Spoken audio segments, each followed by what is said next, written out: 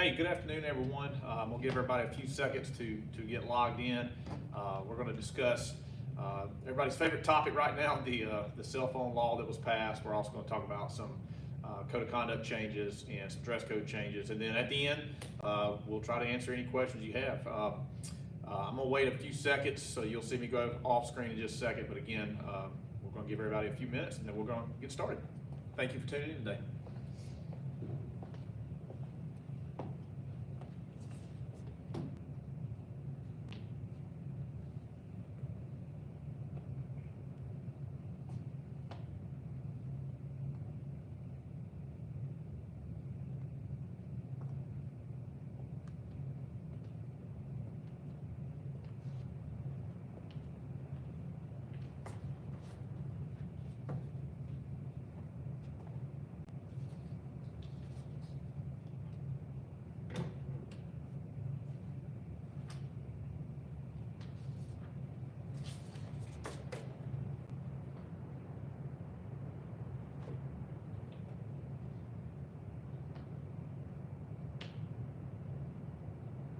Ready?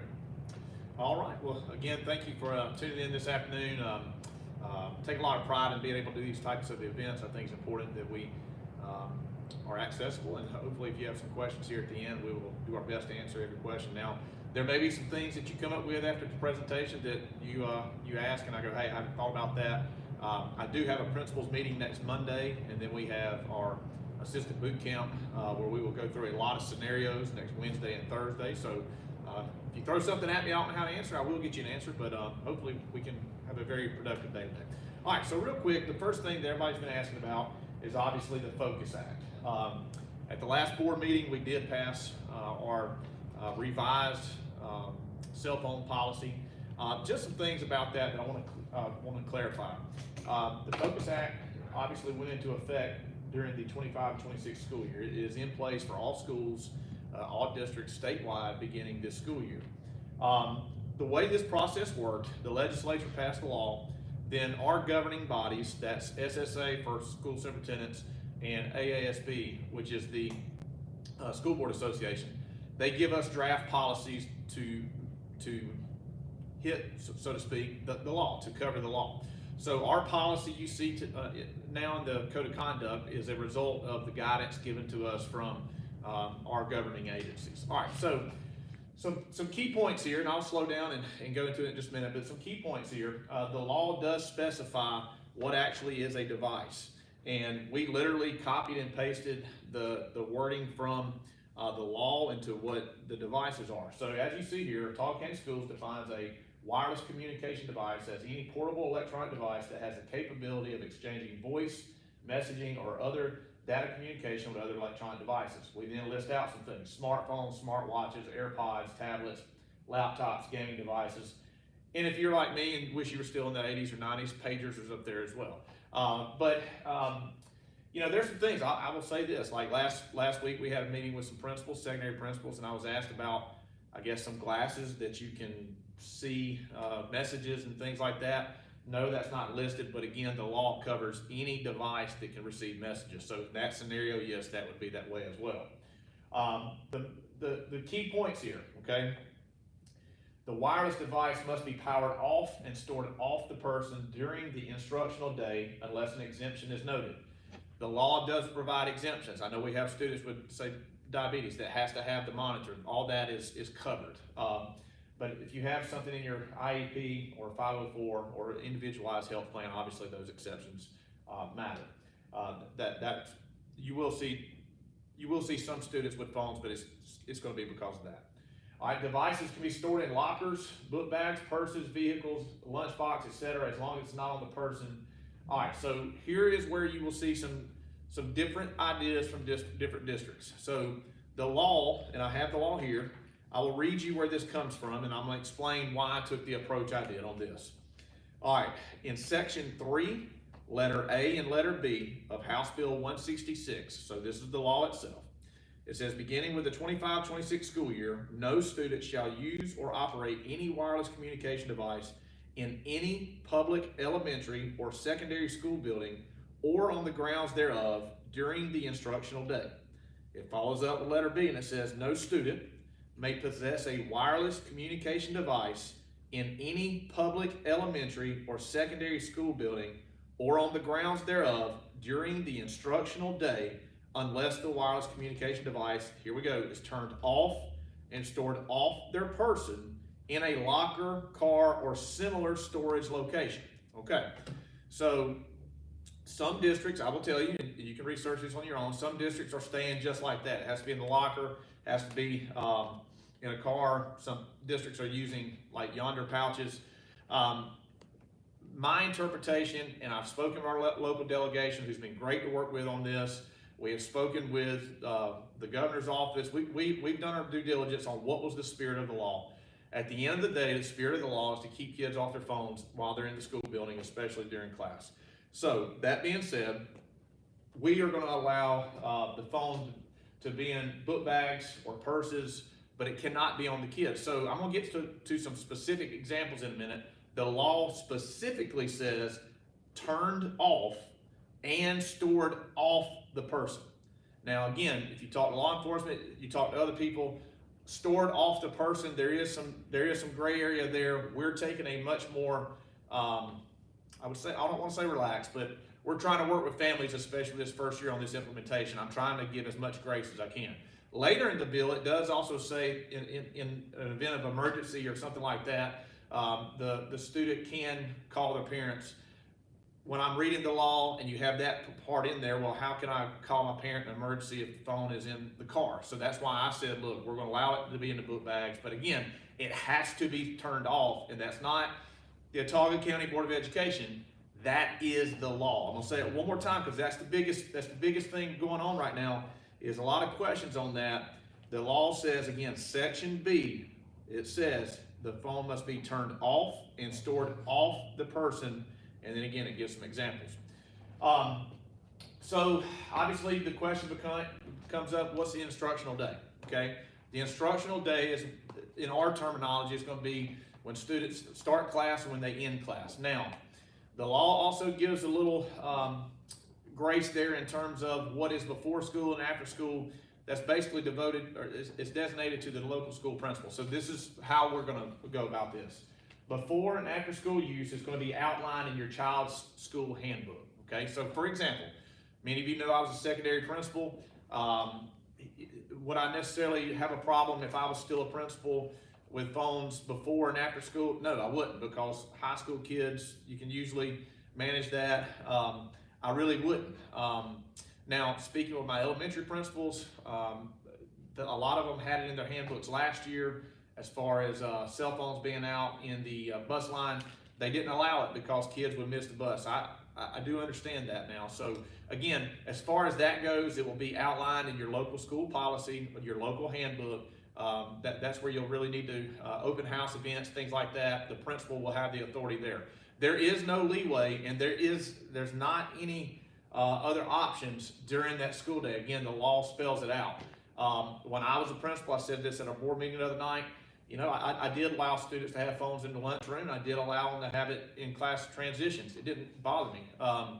The law specifically even lays out those types of things in the instructional day. It literally says class transitions, lunch. It says this is included in the instructional day. So to sum all that up, they got to be cut off, guys, and they can't be on the student. Now that's any wireless device that can accept messages, talk, things like that.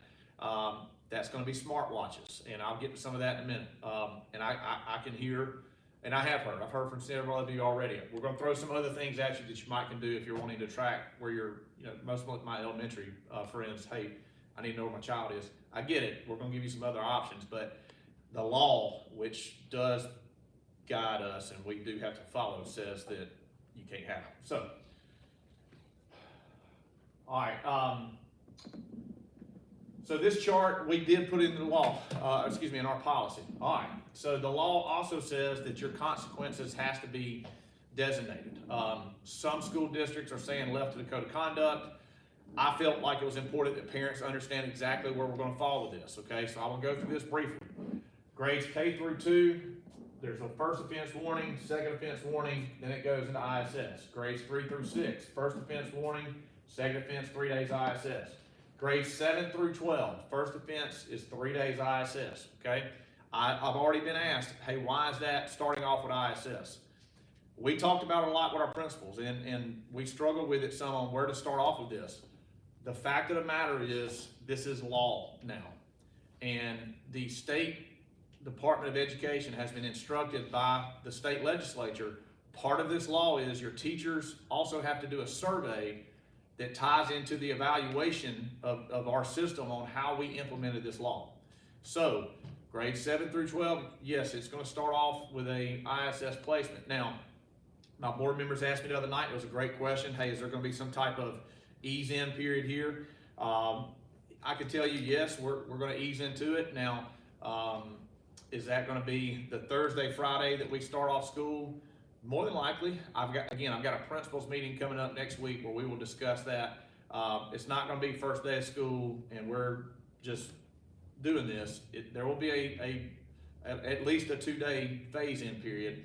But what can't happen is I cannot have one campus that's doing it and one campus that's not. Again, it's the law, and our teachers and staff members will be able to evaluate the campus. All that goes to the State Department. And guys, I hate to keep saying it's the law, but that's where we're at. This is here because this is now state law. So again, the secondary side, secondary students obviously know a little more. They know how to handle the devices. They also understand directives a little better than elementary kids. Today is the first step that I'm putting out with you guys to try to educate our people on what's going to be expected. So I need your help. I need your help. Make sure our kids understand what's going to be expected. All right. So here's some scenarios, okay? I ran these by the principals the other day. I'm going to give you some scenarios and kind of what we're looking for. I think this is important. And again, I'm going to go over a lot of scenarios next week with our principals and assistant principals. We're trying to think of every little thing. So here's some examples that we're going to see. All right, it says, how would this be handled? A device falls out of a book bag. Okay, go back to the law. The law says it has to be powered off and off the person.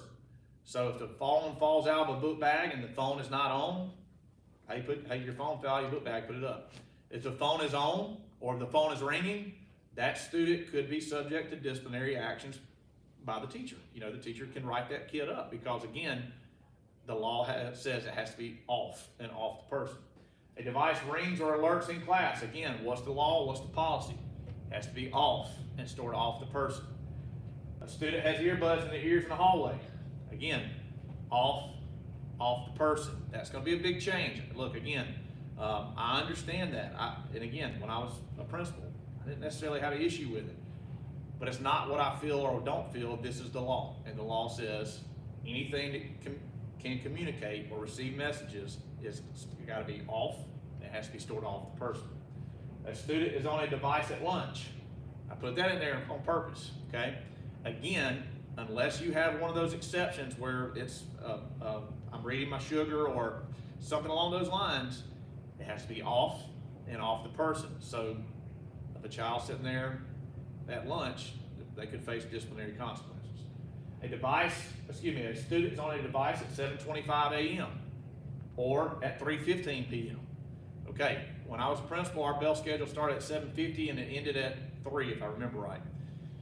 These two examples are where I'm educating our principals on this is how this has to be in your handbook on how you're going to handle these situations. So again, I feel like we're going to be pretty consistent after talking to them. I'm going to review their handbooks again next week. That will be a local school decision. The law does allow for the school to make that decision. There's a bullet in the law where it's talking about other times deemed necessary by the principal. And again, if you've been in elementary school, I did not know this until the other day, meeting with our elementary principals. Most of our elementary schools had a rule where they couldn't be on their phone while they're sitting in a bus line anyway. So again, I'm going to defer to the school principals on that because that's what the law allows us to do. We have specified exactly what the law requires us to specify. I know this is a big change, guys. I'm not looking forward to it either. This is going to be a massive shift in how all of us have to think. It's going to have to go back to the way it was when many of us were in school. If you have an issue, you're going to need to call the school. we will have to get those messages back to you. We'll have to do a really good job on our part. So, and again, I know that I understand. I hear you loud and clear. So we're going to ease into this. How many days? I'm not prepared to tell you that today. It will be at least those first 2 days. We'll look at it after that. Again, I'm going to meet with our principals next week. But this is a big change. And again, this is the law. So that's it in a nutshell. Okay. I'm sure there's some questions that you want to get the cell phone question now or at the very end? We'll do them at the end. At the end, okay. All right, so the next change, dress code. We heard many of you loud and clear, okay? So we went from something that I'm sure we're all kind of having some anxious moments about with the cell phone. Here is some good news, but we also got to have some frank conversations here. All right, so we did revamp our dress code. We put it more in bullet form so it was easier to follow and understand. The main changes there, guys, that popped up several times last year. Well, first, before I say that, let me remind you, the school principal is the final authority on determining appropriate dress within the framework of the policies. I'm going to give you a clear example in just a minute that will come up. I'm going to use that to justify something just a second. All right, so leggings. Legging requirements were adjusted.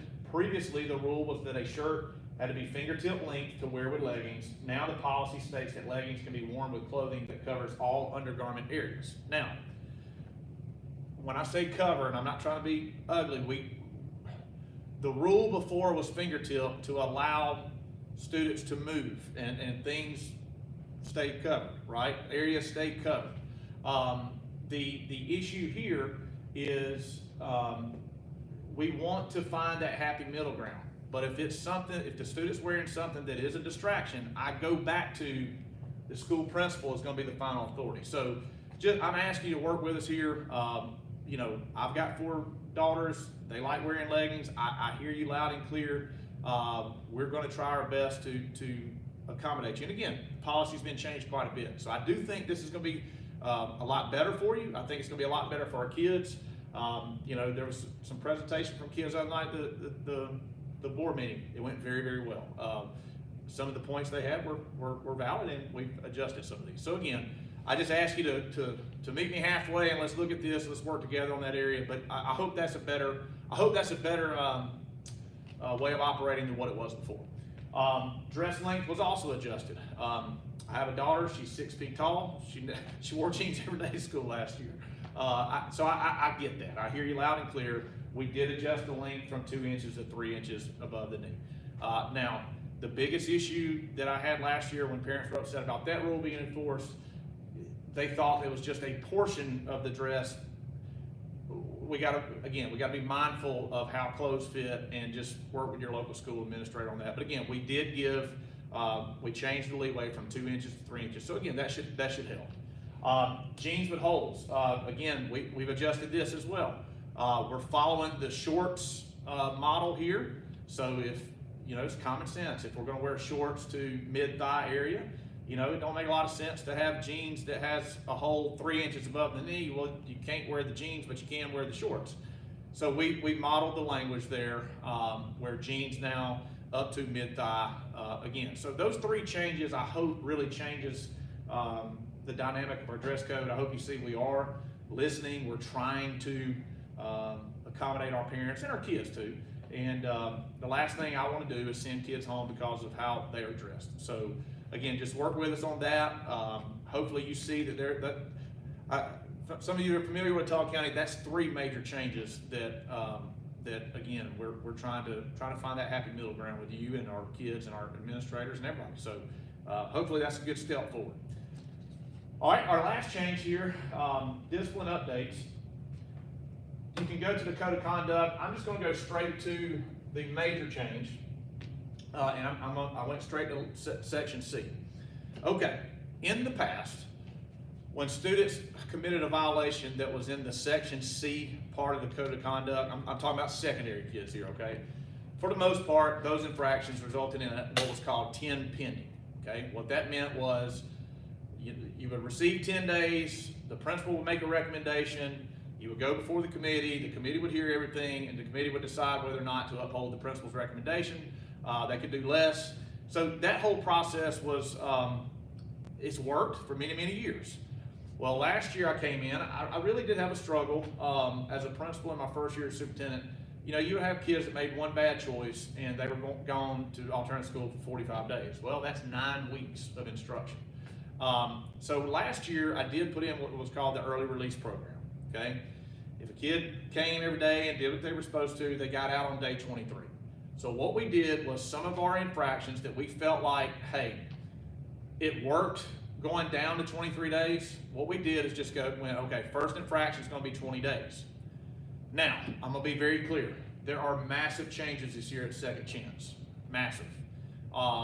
We have revised that whole program. This year, it has been moved to the old Prattville Kindergarten. Space will not be an issue, okay? When a child goes to Second Chance this year, there is no short-term, long-term. If you're there 5 days or you're there 100 days, every day they're going to be in a wooden cubicle, and the change was, in the past you had long-term and you went to classes. Now the teachers that are there will be responsible for pulling children day by day, class by class, with small group instruction. Now another change is we're going to shift all assignments being sent through Edgenuity and Schoology from the base school. 2 reasons for this. Number one, there's a clear chain of command or a custody chain there. Was the work sent? Was the work completed? Number 2, it allows the teacher to keep the kid on pace with instruction, okay? So, if I'm in alternative school, starting school year, I'm sitting there, I log into Edgenuity, I see my assignments sent to my teacher, it's gonna say it should take 10 days for these assignments, I have a 10-day placement. The way that looks this year is I'm sitting there from 8 to 9 and I'm gonna do math. And let's say I'm working on my math portal. My teacher comes and gets me, pulls me out for 20, 30 minutes. Hey, show me what you're working on in math. Do you have any questions? Let me help you. That was a component that we needed to improve upon. So that will be a change. You will also not see an early release program this year. If we are cutting down on what we're doing for first offense, I'm not going to also cut down on that as well. So again, it is very clearly laid out in Section C of the Code of Conduct. I pulled up fighting, okay? Contrary to what people believe, yes, we had some fights, but it's not. When you look at our data, it was actually pretty well. Fighting, number 17. In the years past, that was a 10 pending placement, which usually resulted in a 45-day placement. Again, last year, I would say probably 95% of the kids who went to alternative school for fighting probably got out on day 22, day 23. So we're going to cut it down to 20 days. But I'm being very clear, it's going to be 20 days of looking at 3 walls, and it's not going to be fun, okay? The second offense is 40 days. Here's another big change. Parents, if I'm working with you on first offense, on the 3rd major infraction, so anywhere in the major category, let's say your child brings a vape, let's say they cuss out an employee, let's say they fight. The principal has the discretion to recommend expulsion or virtual school placement for your child, and it's in the policy now. So again, I'm trying to find a happy middle ground. We all know kids make mistakes, but we cannot live in the category of C discipline. We've got to make changes. So I think these changes, our parents, again, that went through some of that, I think they'll see, hey, yes, my child messed up. 45 is a little rough, okay? This is better, but I'm telling you, your child's not going to come home saying, I had a great time at Second Chance this year. It's not going to occur. What I hope to gain out of this, again, is more trust with our parents that you see. I am trying to make some adjustments on things that are difficult, but also we cannot lose our learning environment, and I will not allow it. So you'll see a little, like I said, there's a little grace there. It's in the policy, but it escalates quickly. So just know that, parents, if your child has 3 major offenses, it is the principal's discretion. They can recommend expulsion or assignment to our virtual school for a year. So anyway, I know I've dwelled on that. That's a major shift in how we think. Now, let me say this. Also in category C, there are some things, well, here you go. This one right here, possession of a firearm replica. We've dealt with that some in our mainly our elementary levels, like the little Orby guns. Kids spend a night at somebody's house and forget it's in there. That still says 10 pending, and the reason for that is those investigations was it an innocent mistake? Well, you're still going to get significant punishment because you can't have that stuff on campus. Or were you threatening somebody with it? That's why it's 10 pending, because it can be anywhere from 10 days to expulsion. So some of the infractions that are not just crystal clear, that's why you still see 10 pending listed. Some of the infractions that are usually a little more crystal clear, that's why you see a progression. Again, I hope people see that this is a good thing. I think it is. I think, honest goodness truth, I think with the changes we're making at Second Chance, with the one-to-one instruction we're going to ensure they have, with the changes that, oh, by the way, this too, it's my understanding with our tech team, the only thing kids will be able to log in on the computers at Second Chance with all the filters we have in place is literally Edgenuity and Schoology. So there's nothing else they're going to be able to do. So I think we've solved a lot of our issues there. I just need our parents to see, you know, look, I know the cell phone thing's challenging. I get it. We have to do what the law says. With the changes we've made with dress code and with the changes we've detailed out in level C categories, I hope parents see that we are trying to work with you, but also uphold the integrity of a learning environment. I think that's all I had. Let's see. Yes. All right, so we got questions now. I always get nervous here, Ms. Thomas. I always get nervous because I never know what's coming. Well, we're going to do our best to answer them. Nothing to be nervous about. Okay. All right, so we'll start off. We had a student, so I'm impressed. Oh, with yeah, this that's student. good. That's good. The question was, I'm a student at whatever high school. I have one question. Are we allowed to have our phones out after school? All right, so in that scenario, after school, that's where your principal is going to set those rules. That is the principal discretion. Excuse me. So great question. Your principal should be going over that first day of school or second day of school when they do grade level meetings with everybody on campus. Yes. All right, several questions asked about dual enrollment credit and the use of a personal laptop needed to access the internet for dual enrollment classes. Yeah, that is perfectly fine. That's one of the listed provisions that we can do. I think the biggest shift that you're going to see here is, as a teacher, I'm going to use Kahoot as an example. I used to love using Kahoot, and it was just quicker. Guys, get out your phones, let's do the Kahoot. Those are the types of things you're going to see change instructionally. We're trying to make sure we have enough Chromebooks in every class. I think that's where you'll see some major changes. But dual enrollment, things like that, absolutely, no, it's all part of instruction. And obviously the teacher will give them permission, so that meets the qualifications of the law. That's a great question. All right, there were several dual enrollment, but this one just says use of personal laptops, nothing about dual enrollment classes. So I would say that answer is no, because unless the teacher allows. Yeah, I need to circle up on that one because can we message that person individually? Because I would like to know what school, because I thought we bought enough laptops last year for everybody to have one, but. It's an anonymous post, No, so whoever made the question, if you want to reach out to us.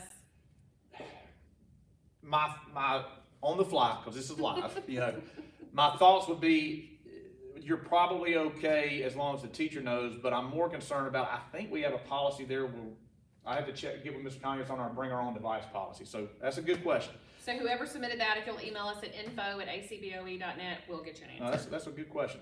All right. You're protected on the instruction side. I've got to check on the personal device side. Yes.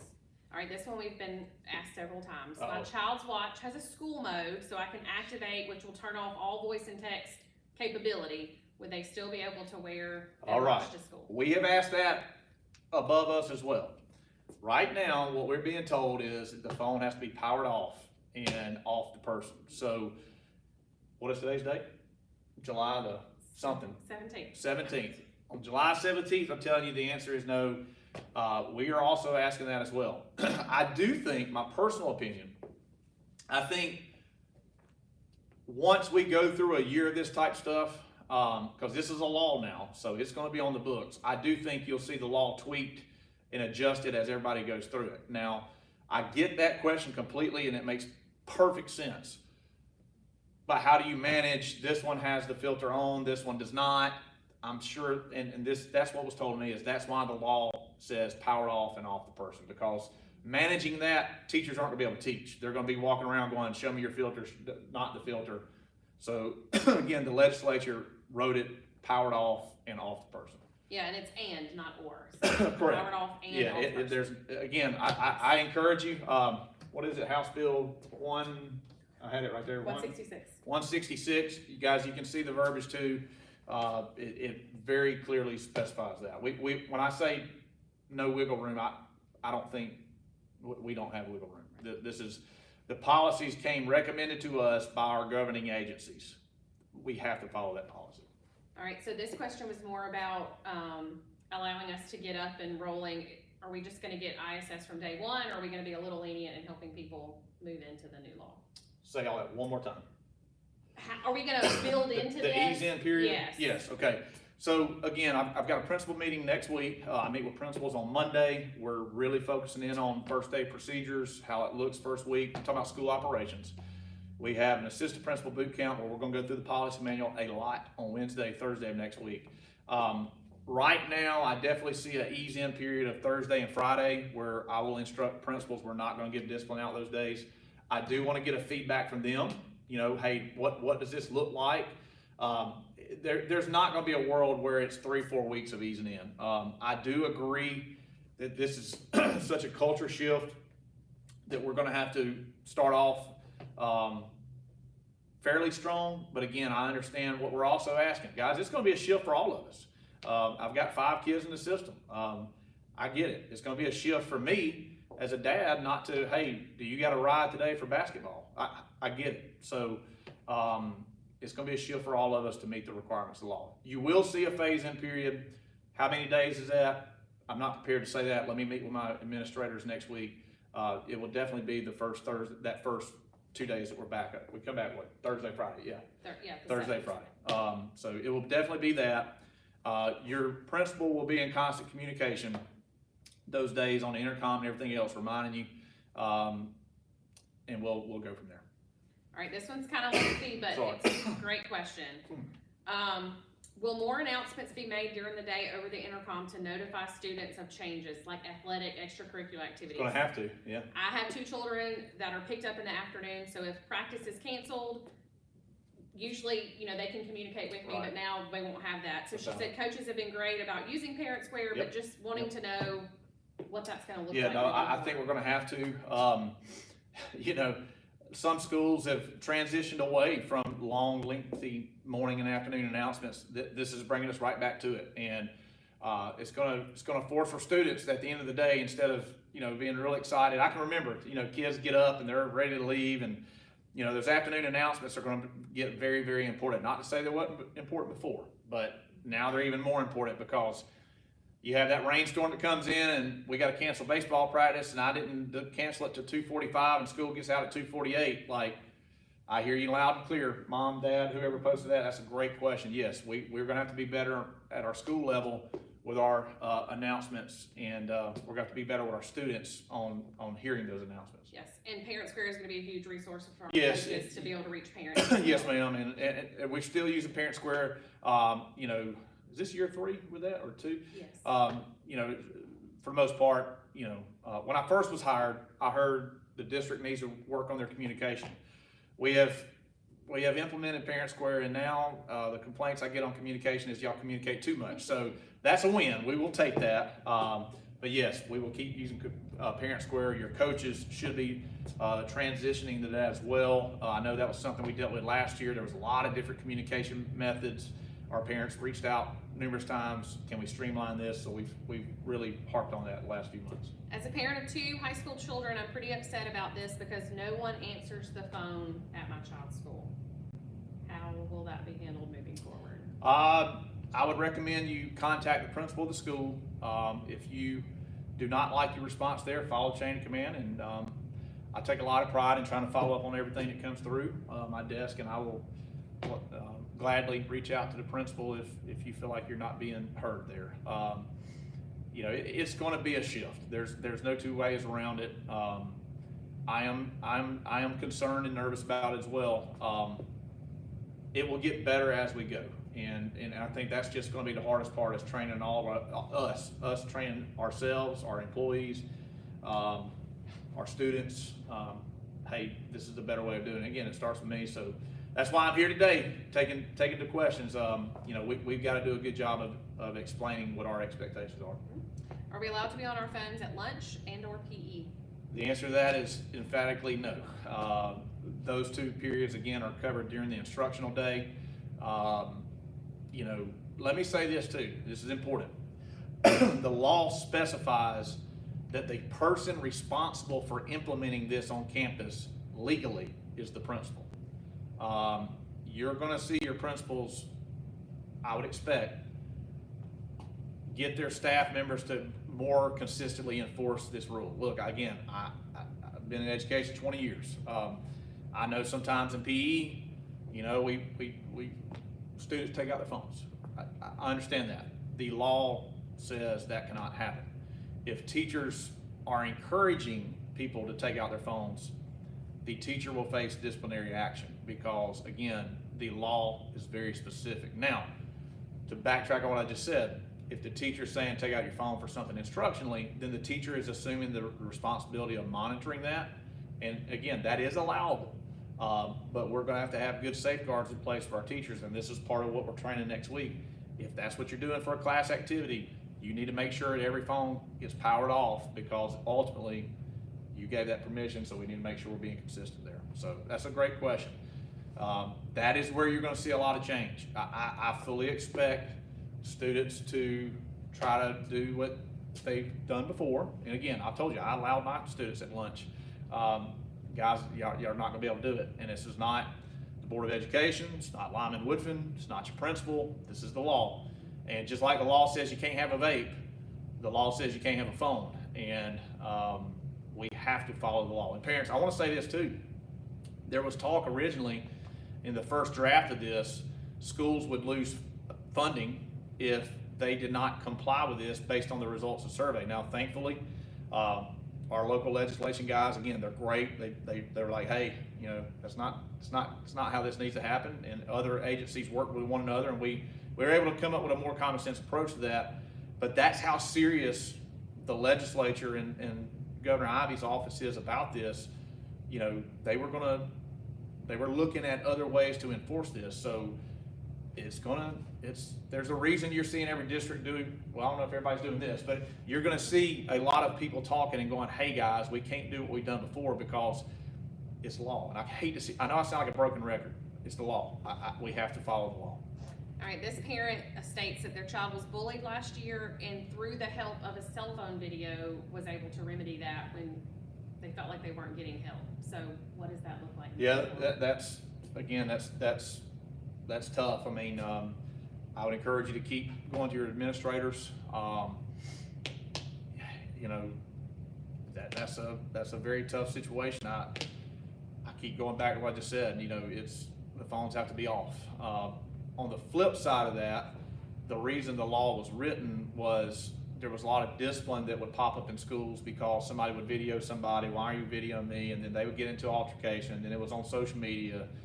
That's the reasoning on why they did it. So to answer the question, we're going to have to do a really good job at the school level. I just need our students to come to our administrators, let them know, and let us do our job. And, you know, now I will say this too. We have added a lot of cameras this year, and I am currently trying to get some cameras throughout the county in our hallways that may have sound. I've not got that fully implemented yet. So we are taking some other approaches to try to, again, protect our kids at all times. And we're willing to do some things a little unconventional to make sure that happens. So follow up with your administrator, follow that bullying process, and you know, we will attempt to do better. It sounds like that situation, you were not pleased with it, so we will try to do better. All right, this is kind of a two-pronged question. If kids aren't allowed to have phones, what about those who take care of elderly people that live with them and need their phone in their pocket? We would encourage them to call the school. Yes, the person that, if you're taking care of somebody, and I'm not being ugly, this is what's going to be told to you, you know, from the state and everybody else, and us too, because we've got to echo it. In that scenario, if they were calling you on your cell phone, they can also call the front office. And again, I know it's a convenience, and I hear you loud and clear. But the rule is, the law says it has to be off and off the person. So, you know, 10 years ago, before cell phones really was that big of a deal, 15 years ago, maybe longer than that, I don't know, longer than that. that's how we all operated, guys. We had to call the front office. Now, again, I'm staring at, just to be fully transparent, that just shifted a lot of work to our front office staff. And, you know, on one hand, I'm glad we did things like centralized registration to take that off our front office people, but now I'm staring at the prospect of their phone calls probably just went up, honestly, probably 5 to 10 fold. So that's something I'm gonna be evaluating. I mean, this may wind up, honestly, I may have to wind up adding positions if this becomes an issue. So anyway. Yes. Okay. Is this only for public schools? Yes. Focus Act, yes. Yes. Okay. How does this apply to staff versus students? All right, that's a great question. So the issue we have with staff at phones, and I will use a couple of campuses for example. For whatever reason, Pine Level Elementary, I have no clue why, but Signal and Intercom and you name it is an issue. We've done all kinds of things out there. Billingsley, sometimes we have problems with getting messages out. So staff cell phones is a way that they communicate. Like they have apps where if there's a lockdown or something, they get it instantly through the phone. So there's no world where I can pull a cell phone from an employee. Now, that being said, we have to model the behavior as well, and we all know that. And you know, if our employees are on Facebook posting things while they should be teaching, then obviously that's not good either, and that will be followed up on. Technically, the law just applies to students, Yes, but yeah. we have to model the behavior. Right, Yes. yeah, that's a better way of saying it. Yes. Yeah, the law only applies to students, but you know, we have to model behaviors that we're expecting, and you know, so yeah. That's all, sir. That's it? Yeah, you wrap it up. That- Oh, we forgot to mention, for lower school families who are using watches to track, Yes, that's a good if question. they do air tags or tiles, if it does not have a wireless Right. communication component, that is still allowable Right, to so track. huge shout out Ms. Thomas there, because that's been the biggest question mark I've had from parents. Look, my child's 7, I like to know where they're at, or where they are all the time. I get it. I was talking to Ms. Thomas, I was like, how could they do something different? Because I'll be the first to admit, this is not my world. If I could still have my flip phone, I would. She mentioned the air tags and things like that. All that would be perfectly fine. You can still track your child through their book bag on that. That device, you cannot communicate back and forth. So that would be my recommendation. If you have, if that's a concern, I would do that. I would put a tag in the book bag so that you can still do that. Now again, remember, depending on what your school's procedures are after school, if your child gets on the bus, what I would encourage, if they have a watch, they just need to cut on their watch when they get on the bus, and that would be in compliance with everything. So yeah, shout out Ms. Thomas on that. That was a good idea. All right, well guys, look, I appreciate it. I take a lot of pride in being able to do this. Really good questions. I will try to circle up. Well, you said that person that asked about the on device was anonymous. That's a good question. Again, that'll come up in our staff meeting on Monday. But guys, I do appreciate everything, and I hope you see that we're trying to take a common sense approach to things. But again, we have to follow the law, and we have to keep order on our campuses. So, but hopefully with the dress code changes and the code of conduct changes, you see that we're trying to be a good partner here. So I appreciate you choosing Talk County Schools. We appreciate all that you do, and looking forward to a great year.